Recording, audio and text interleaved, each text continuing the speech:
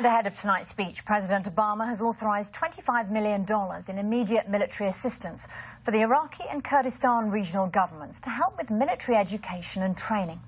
For more on what we'll hear tonight, I'm joined from Capitol Hill now by Republican Senator John Barrasso, who sits on the Foreign Relations Committee. Senator Barrasso, thank you for joining us. Thanks, Laura. What are you hoping to hear from the President tonight? Well, number one, Laura, I want to hear the President actually make the case of how threatening this group is to the United States, that this is a threat to the national security and attack on the homeland. That is what we have heard and seen with these savage beheadings. I think the President needs to make that case. And then I believe that he ought to and has an obligation to find a strategy to defeat, destroy ISIS, to protect the American citizens, to eliminate the threat. And I want to hear what the specifics of the strategy are. Don't need to hear from the President what he's not going to do. We need to hear what he is going to do. And these shouldn't be just half measures, shouldn't be a rosy scenario. We really need to not just kick the can down the road. This is something that needs to be addressed immediately. Would you support the President if he called for U.S. airstrikes against the Islamic State in Syria? Well, I think that if you don't go after the Islamic State into Syria, you're not actually going to address and eliminate and destroy the threat. Containment is not enough.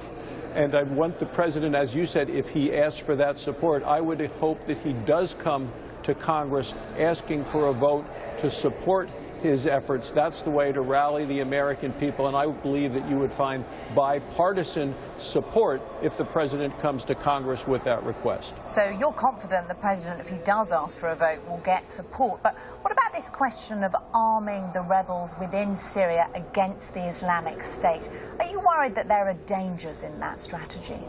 Well, that's something that I've been actually advocating prior to this, calling for that in the past, specifically with the Free Syrian Army. I have met with a number of those individuals over the last couple of years, and I think that the President has been slow in coming to the realization that that's a necessary part of the plan. The President said 2 weeks ago he didn't have a strategy with regard to the Islamic State. Now he's got one, but can one that's been cooked up so quickly really be effective?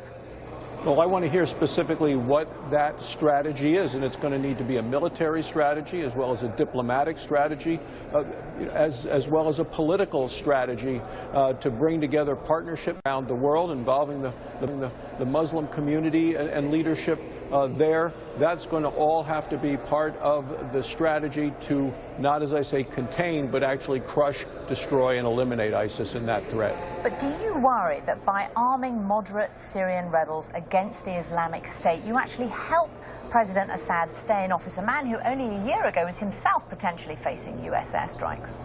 Well, I think that we should be arming them. I support that. I understand the concerns. If we're going to eliminate this threat by ISIS, and to me that is a threat to the homeland of the United States, that we're going to need to put together a coalition to defeat them. Are your voters back in Wyoming concerned about being dragged into another military intervention in a far-off land when they're just recovering from the wars in Iraq and Afghanistan? Briefly, Senator. Well, I believe they are, but that's why my answer to your first question was what the President needs to do today is outline the direct threat to the people at home in the United States. Remember, with that first beheading of the American journalist, the video that came out was called A Message to America.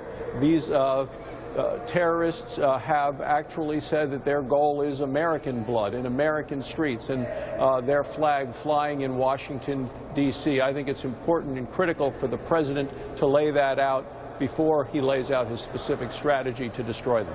Senator John Barrasso, thank you very much indeed for joining us. Laura, thank you.